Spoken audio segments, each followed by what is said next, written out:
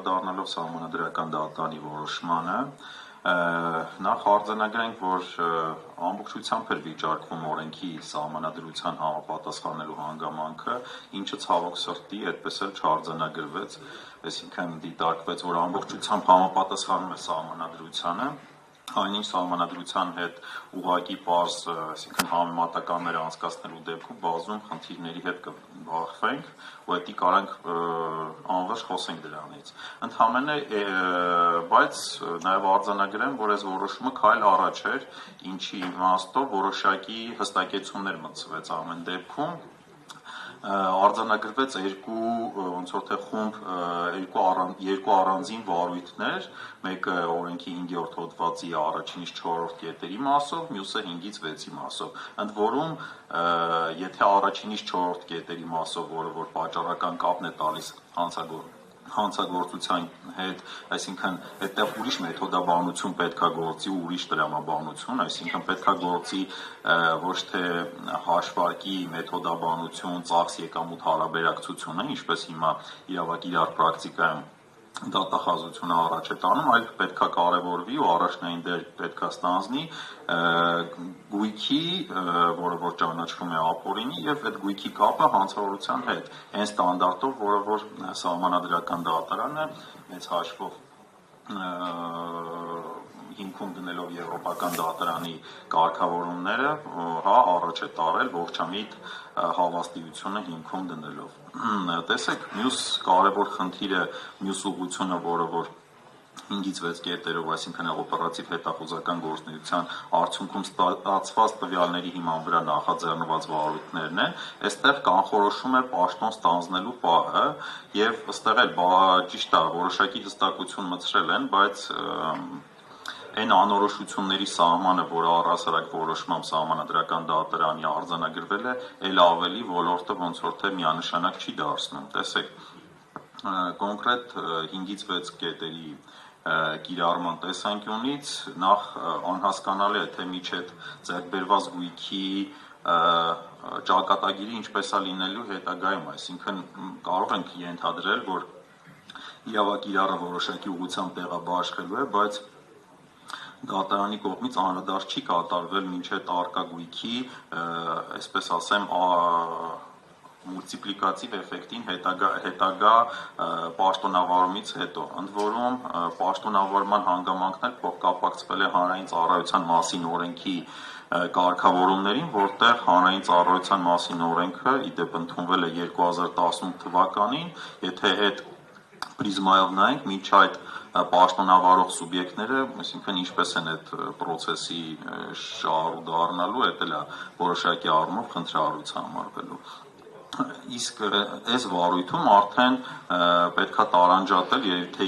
սահմանադրական դատարանը պետք է արձանագրեր կամ գոնե առանձին օրենսդրական մակարդակում պետք է կարգավորումներ մտցվեն, այսինքն հաշվարկի մեթոդաբանության տեսանկյունից, որովհետև տարբերությունը էական է առաջի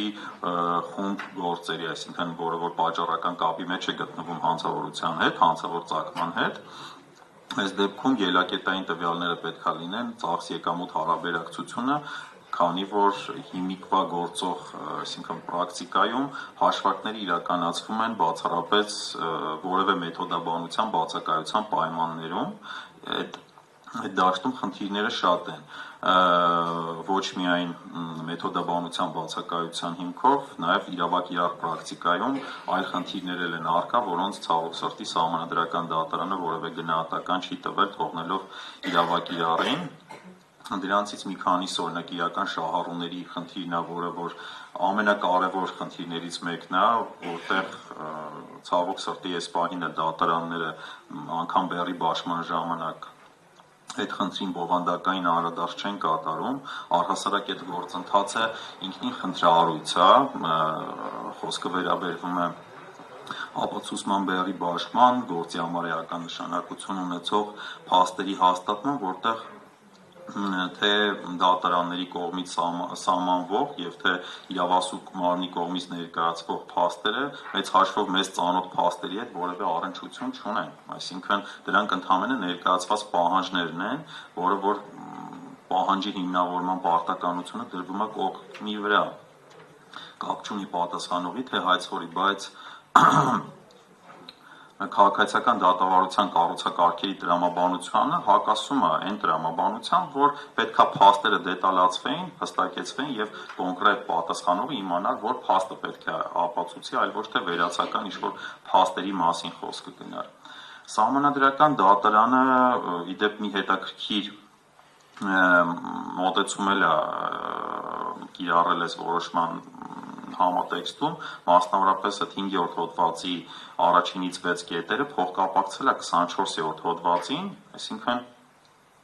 24-րդ հոդվածի կարգավորումներ շեմին էր վերաբերում 50 միլիոնի, դրանից պետք է ենթադրենք, որ օրինակ չեն կարող բռնագանձման ներկայացվեն այն գույքերը, որը որ 50 միլիոն դրամից պակաս արժեք ունեն, այսինքն այդ ուղղակի հստակ կարգավորում է, այդ տրամաբանությունը պետք է զարգացնենք, բայց վստահություն ունեմ, որ իրավակ կիրառը այլ տեսակետ կամ մեթոդաբանություն է կիրառելու, բայց որոշման մեջ նաև այդ պատճառական կապն է տալիս 50 միլիոնից պակաս գույքեր բռնագանձելու հնարավորության բացակայության մասին։ Ուղղակի վերջում նաև անդրադառնամ բարեմության խնդրին, որի մասով եւս Սահմանադրական դատարանը շատ քիչ անդրադարձ կատարեց, մասնավորապես մեկ այլ կոնտեքստում նայելով դիտարկեց դատարանը օրինակ ոչ խնդրահարույց կամ անձի վիճակը չվատթարացնող այն հանգամանքը, երբ որ ուսումնասիրությունը շարունակվում է կամ ուսումնասիրությունը ինքնին արձանագրեց, որ չի կարող վատթարացնող լինել կամ անձի վրա որևէ հետևանք ստեղծել, ինչը ես որապես չեմ կիսում, մասնավորապես միայն այն հանգամանքը, որ ուսումնասիրության ինչ-որ մի փուլում կիրառվում են նախնական ապահովման միջոցներ եւ անձի բանկային գաղտնիք կամ միջոցները արգելադրվում են կամ ուսումնասիրության առարկա դառնում են առհասարակ բանկային գաղտնիք կազմող տեղեկությունները, ինքնին վատթարացնող է, հետեւաբար այդ մոտեցումը, որ չի կարող անձի վիճակը վատթարացնող կամ միջամտող լինել, չեն կիսում այդ տեսանկյունից էդ էլ է խնդրահարույց։ Իրականում մի շարք հարցեր Սահմանադրական դատարանը հիմնապես բաց է թողել եւ իմ ընկալմամբ եթե նոր օրենսդրություն մշակելու, նոր կարգավորումներ իրականացնելու խնդիր կա այս տեսանկյունից, հուսով եմ կտեսնենք այդ կարգավորումները, այլապես Սահմանադրական դատարանի որոշումը ոնց որ թե նոր անորոշությունների ու նոր խնդիրների ավելի մեծ ծավալ է մեր համար ապահովելու։